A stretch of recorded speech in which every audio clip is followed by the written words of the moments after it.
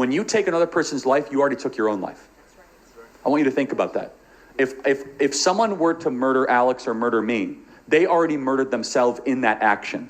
Okay, so this clip is just in case you didn't know what Charlie Kirk's stance was regarding the death penalty. Hello, hi Charlie. I'm very excited to see you. I watch all your stuff. I have concerns over things like the death penalty.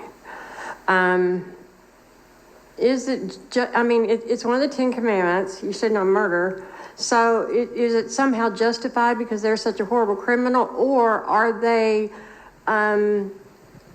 eliminating or changing the trajectory of God's plan for what it was supposed to be because they murdered somebody and they didn't go when God was ready for them? Great question. So I get this question a lot. So it does say do not murder. It does not say do not kill.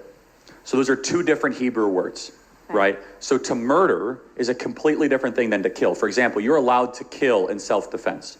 Somebody comes into your house, you are allowed to take that life if your life is being put into jeopardy.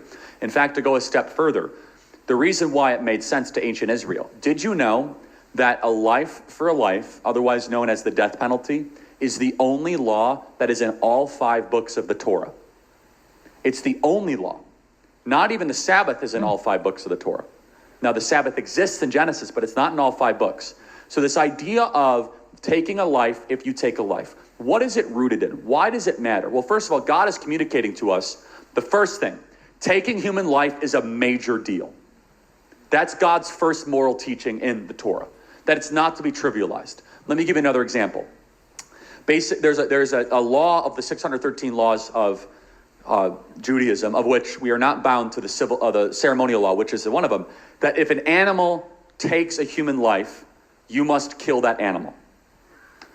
So it's like, okay, that's like, why do that? Well, what are you going to have, oh yeah, that's Lenny. He killed my uncle and, say hi. Like, you're going to keep that animal around? The only punishment imaginable for taking the thing that only we are made in the image of God.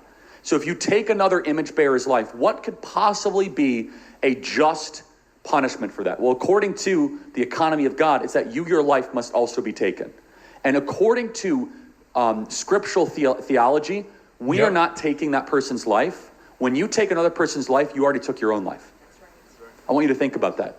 If someone were to murder Alex or murder me, they already murdered themselves in that action. They already bestowed the punishment upon themselves. We are simply completing the task.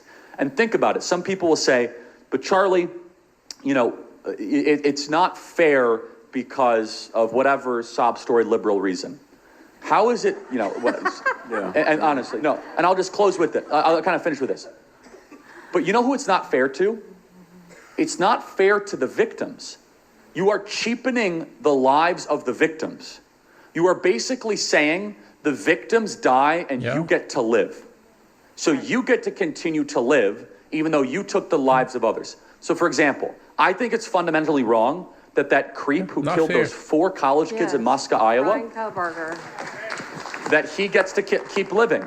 So he kills 4 college kids and he keeps on getting to have life, and those people don't.